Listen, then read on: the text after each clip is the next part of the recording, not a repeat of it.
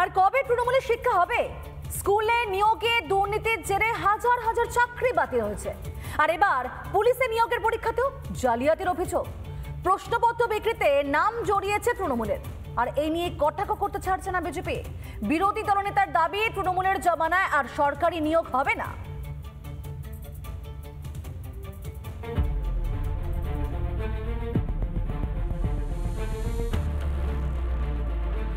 ফেলো করি পাও চাকরি, এটাই যেন বাংলার রীতি। চাকরি দিতে গেলে এটাই তৃণমূলের নীতি। এই দুর্নীতির জেরে হাজার হাজার শিক্ষক শিক্ষিকা এখন রাস্তায়। এই পরিস্থিতিতে পুলিশে নিয়োগের পরীক্ষাতেও দুর্নীতি। পরীক্ষার প্রশ্নপত্র রীতিমতো বিক্রি হয়েছে বলেই অভিযোগ। বর্ধমান, দুর্গাপুর এবং দীঘা থেকে বেশ কয়েকজনকে গ্রেফতার করা হয়। রবিবার রাজ্যে পুলিশ কনস্টেবল নিয়োগের পরীক্ষা ছিল।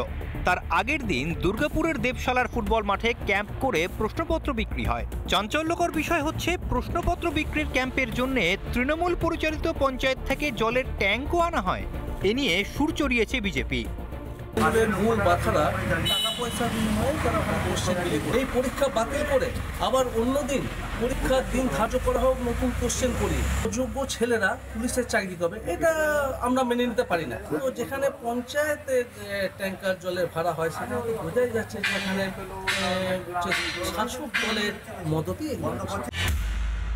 দুদিন আগে একজনা মারা গেছিল পাশের বাড়ি, তা ওই তো হয়তো ওই জন্য নিয়ে গেছিল।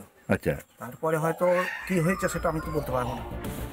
উপপ্রধান তো সহজেই দায় এড়ালেন। সত্যি কি এতটাই সহজ? এবার শুনুন ক্যাম্পের প্যান্ডেল করা ডেকোরেটরসের কর্মীরা কি বলছেন।